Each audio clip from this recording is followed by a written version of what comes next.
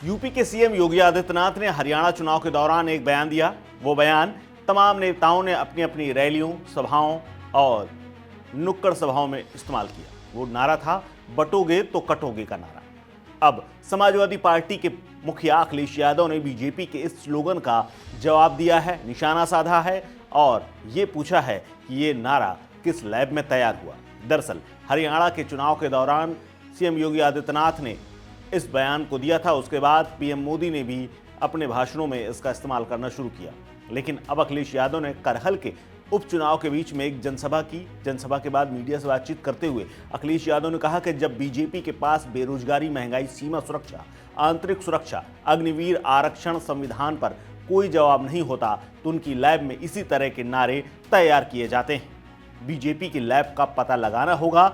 बटोगे तो कटोगे के नारे पर अखिलेश यादव ने आगे ये भी कहा कि हमें पता लगाना है कि बीजेपी की ये लैब कहाँ है। ये नारा उनकी रिसर्च लैब से ही निकला है।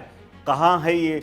हमारे उत्तर प्रदेश के मुख्यमंत्री योगी आदित्यनाथ के चेहरे पर सबसे अच्छा लगेगा, इसीलिए उस लैब के रिसर्च के बाद सीएम योगी ने ही ये नारा पहली बार लिया। अखिलेश यादव ने कहा कि बीजेपी वाले जानबूझकर नफरत फैलाना चाहते हैं।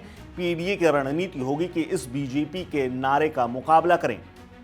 क्या कुछ कहा है अखिलेश यादव ने, सुनिए। ये जब बीजेपी पे बेरोजगारी, महंगाई, border security, internal security, Agniveer, फौज की भर्ती, नौकरी सरकारी, आरक्षण, संविधान पे जब जवाब नहीं होता है तो इसी तरह से उनकी लैब में ये तैयार होता है। और देखिए उनकी जो लैब है, अब वो जानकारी हम लोगों को करनी पड़ेगी वो लैब कहाँ पर है।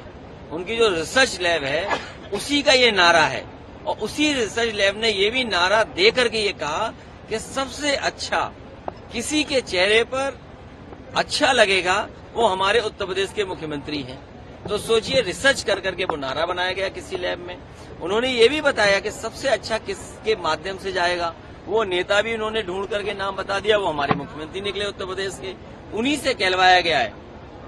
इसलिए इस चुनाव में पीडीए की रणनीति बीजेपी के कोई भी खराब नारे का मुकाबला करेगी और ये बीजेपी के लोग जानबूझ कर नफरत फैलाना चाहते हैं। बहराइच में हम लोगों ने देखा कि किस तरीके से हिंदू मुसलमान ये करना चाहते थे, लेकिन उसकी वहां पर घटना जरूर हुई, जाने गई और नुकसान हुआ।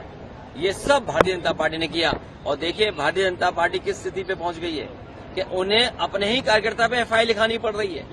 अभी तो एफआईआर लिखाई है, अभी आप देखना कुछ दिनों बाद ये सरकार चलेगी, कभी बंटवारे को लेकर के, कभी लूट को लेकर के, कभी पद को लेकर के।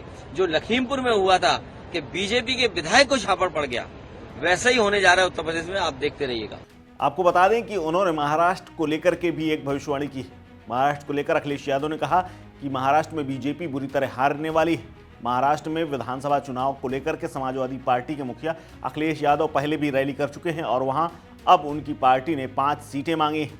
महाराष्ट्र में बीजेपी हारने वाली है, बीजेपी का गठबंधन हारने वाला है। वहां यानी महाराष्ट्र में अखिलेश ने भविष्यवाणी की है कि बीजेपी की महाहार होने वाली है। आपको बता दें, समाजवादी पार्टी ने महाराष्ट्र में कई विधानसभा सीटों पर अपने उम्मीदवारों का ऐलान कर दिया है। 4 उम्मीदवारों को पहले ही ऐलान कर दिया गया है और 5 सीटें फिलहाल गठबंधन यानी इंडिया गठबंधन से मांगी गई। महाराष्ट्र में आने वाले 20 नवंबर को सभी 288 विधानसभा सीटों पर एक साथ वोटिंग होगी और 23 नवंबर को वोटों की गिनती होगी और उसके बाद फैसला हो जाएगा कि महाराष्ट्र में अगले 5 साल कौन सरकार चलाएगा। इस खबर में फिलहाल इतना ही। अपडेट्स के लिए बने रहिए वन इंडिया हिंदी के साथ। नमस्कार।